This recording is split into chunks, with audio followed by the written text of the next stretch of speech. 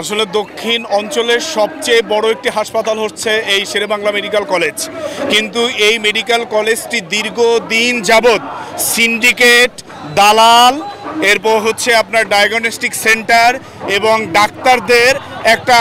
বিশাল একটা চক্র, যেটাকে আমি বলবো মাফিয়া চক্র, যারা কাজ করতেছে। আমরা সাধারণ রোগীরা সেখানে গেলে আমরা চিকিৎসা পাচ্ছি না, এবং আমরা যদিও চিকিৎসা পাই তাহলে আমাদের থাকতে হয় ঢালা বিছানায়, আমাদের বেডও পাওয়া যায় না। আর আপনি গিয়ে দেখবেন যে প্রত্যেকটা বেডের নিচে কি পরিমাণ মানে আরশোলা, বিভিন্ন ধরনের পোকা, মানে এমন একটা বিচ্ছিরি অবস্থা, যেটা আমরা মানে ওখানে যাই আমরা সুস্থতার জন্য, বরং আমরা ওখান থেকে অসুস্থতা নিয়ে চলে আসতে হয়।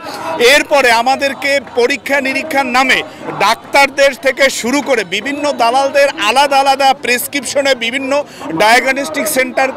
সেন্টারে আমাদেরকে রেফার করা হয়, এবং সেখান থেকে আমাদের গলা কাটা মতো অবস্থায় তারা এই চিকিৎসাপত্র আমাদেরকে দেয়, আমাদের পরীক্ষা নিরীক্ষা করে। আর শেরেবাংলার মধ্যে যে সকল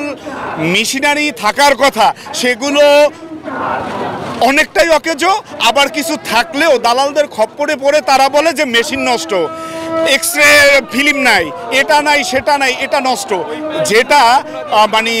এটা ভাষায় প্রকাশ করা যায় না, এমন একটি অবস্থা। তো আমরা এই মুহূর্তে ছাত্ররা দাঁড়িয়েছি বৈষম্যের, এই 24-এর বৈষম্যের প্ল্যাটফর্ম মনে করে, সাধারণ ছাত্ররা মনে করে এই সিন্ডিকেট থেকে আমাদের মুক্তি দিতে হবে, দালালদের দৌরাত্ম্য বন্ধ করতে হবে, এবং ডাক্তারদের সঠিক সময়ে হাসপাতালে এসে যথার্থ চিকিৎসা আমাদেরকে দিতে হবে। বিভিন্ন ডায়াগনস্টিক সেন্টারের দালালদের যে ধরনের কার্যক্রম ডাক্তারদের মাধ্যমে হয় এগুলো বন্ধ করতে হবে।